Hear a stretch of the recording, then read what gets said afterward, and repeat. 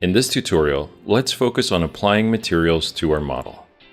So, working with our material library, we can go in and we can take advantage of our 500 plus materials in the library and work with those in our real-time view. You'll notice if I expand this window a little bit that we have a lot of materials and they're all going to be categorized. So for example, Axalta paint, or we have metal materials, and under metal we have subcategories for all these different materials. You also have the ability to search for materials. So if I type in something like tire, right, here's a muddy tire, and then there's a tire material. So you can always use that to quickly access some of your materials. But they're all going to respect real life materials, and generally there's going to be subcategories for most of these. So for example, the plastic folder, if I expand that, you'll see we have clear plastics and hard plastics and soft plastics. And within all of these, there are going to be even more specific categorizations of materials. So for example, with the hard plastics, we have rough plastics and shiny plastics. So it's just good to know that you can always expand those to find some specific material that you're working with. If we want to apply a material, that's really easy. Let's say we're going to start working with the main body of our camera. I can go over to the metals folder, and then I can get an anodized folder, an anodized material, a rough one, and then I can just grab it and drag it over to my part. If I don't let go of that material, you'll see that it gives me a preview when I hover it over a specific part. When I do let go, now it's applied that material to those three parts. What's important to note here is that these are all separate pieces of geometry. By default, those came in and were linked because they were the same color in the modeling application. Same thing for these buttons. These buttons share a common color. So if I go to my Chrome folder, get a basic Chrome and apply it to this part, you'll notice that those have been updated. Additionally, anything else that had that same color in my modeling software has been updated so that it's all a linked material. So those are linked materials. Even though they're separate pieces of geometry, they can have the same material that's applied to them. You can, however, always select an individual piece of geometry, and I can do a couple of things to unlink it. One, I can unlink the material here, or I could right click on my part in the real-time view and then select unlink material. If I do that, then I can actually replace that existing material with this other material. So that's now an unlinked material. So there's no connection between those. Let's say the opposite was true, that this material had the wrong, or this part had the wrong material applied.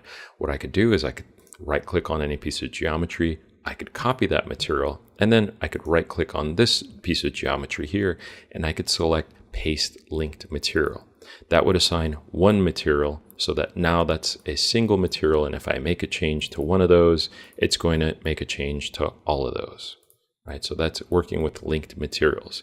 An easy way of copying and pasting materials is if you just hold down the Shift button on your keyboard and just click on a part, that's the equivalent of copy. Now if I hold down Shift and right click on a part, that's the equivalent of paste linked material. So getting a handle on your in-scene materials is going to be crucial. Another good thing to know is that whenever you're working in KeyShot and you have materials or textures or colors that you use often, you can save those to a favorites tab over here. So before KeyShot 6, there were no preset favorites, but if I expand the little favorites dropdown, you can see that I have some favorites already assigned. What's cool about this is they don't just include materials. You can save colors, textures, environments, or backplates. But all of these are available to you. The way you save a new material or anything as a favorite is just select that in your main library, right click on it, and you can add it to a favorites group. So we have pre-populated it with architectural, jewelry, and KeyShot favorites. I made a folder called camera favorites. So now if I select camera favorites and I go to my favorites tab, you'll see that now that black chrome has been added to my favorites category. So favorites are a really handy way of speeding up your workflow. So I can just take some of these favorite materials that I've applied and then assign them to some of my parts in here. So for example, I'm missing a black leather. So let's go into the leathers folder and I'll get a black leather. Let's add that to my camera favorites. And now I should have that black leather here. Perfect. So now we can go in. I can't see through that glass because I'm in performance mode, so I'll disable performance mode. I can shift left click to copy and then shift right click to paste. So now I've copied and pasted those glass materials. I've got this little part back here. I'll get a hard shiny plastic, apply it there. What else do we have? I'll get a flat material and just apply it to this kind of LED lens, just so it's one solid color. If I want to apply a part here, so for example, if I want to apply material to those parts under the lens, like a hard rough plastic, if I drag it over, KeyShot thinks I'm trying to apply it to that piece of glass. So what I can do is I can just uncheck it. Now that part's no longer visible. So now I can apply that plastic material to that part. Now I can right click, hit show all parts. I get my lens back, right? And I've applied the part, or excuse me, I've applied the material to that part underneath. I'll also apply a material to this part right here. So basically I'm just going to go through and quickly apply a few materials. Let me see, I've got this little USB port right here. So let's zoom in. I will turn off shadows by hitting the S key, and I can get this copper material, apply it there, get a matte black, apply it to these dark places on the inside. And now, swinging back around to our in-scene materials tab, you'll notice that most of my default materials have been replaced by some existing or KeyShot material. So that's how we can apply materials here in our scene. One thing that's also good to know, so we have all of our pre-made materials. We also have colors. What's cool about this, and let me show you an example of where this can be really important. Let's say on this model, we had two dissimilar materials. So in this case, I've got this anodized metal, and we also have, let's say, a Moldtec texture. So I can grab this Moldtec material, apply it to that part. Again, because we imported it and kept the original scale, that's a 1-to-1 representation. But let's say these two materials had to actually be the same color.